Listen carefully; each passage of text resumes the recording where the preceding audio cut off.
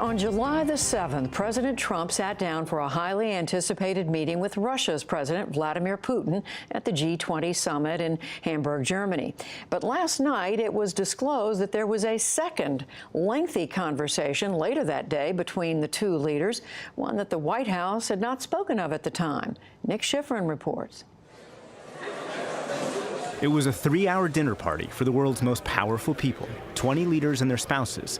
On the menu, turbo fish fillet, Frisian beef cheeks, and chit-chat.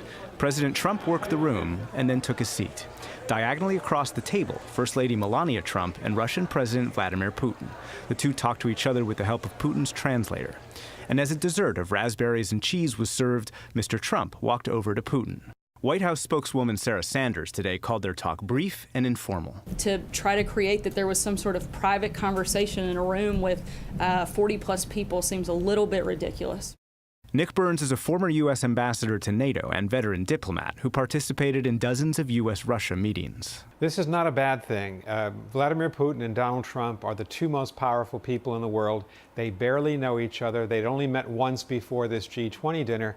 And it's really important that they get to know each other and develop some capacity to have an effective relationship.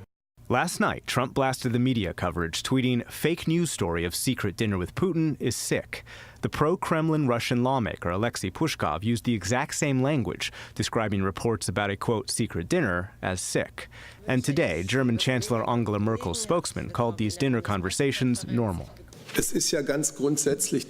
is the fundamental point of the G20 meeting that, alongside working meetings, there is room and opportunity for multiple informal contacts, and that is certainly the point of such a dinner. But what is unusual is that since there were no other U.S. officials present and the translator was Putin's, the U.S. officials who work on Russia have no official notes. The people down the line cannot do their job if they don't have an exact sense of what our president said, what the other guy said, and how they can then pursue these issues with the Russian government. The dinner talk came on the same day as Trump and Putin's only official meeting. That talk lasted more than 2 hours.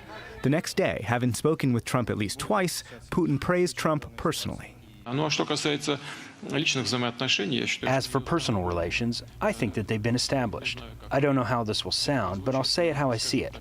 The Trump on television is very different from the real person. He's very direct. He perceives his conversation partner very well. He's a fairly quick thinker. It is that kind of praise that many here in Washington find strange and concerning. Multiple administration officials tell the NewsHour they've still not received a report from the official Trump-Putin meeting, let alone the dinner conversation. That is not business as usual. President Trump has put together, I think, the weakest policy on Russia in 70 years. It's why you've seen so many people concerned by this one conversation. What did President Trump say to President Putin? People in our government need to know the answer to those questions, and we as citizens need those answers as well.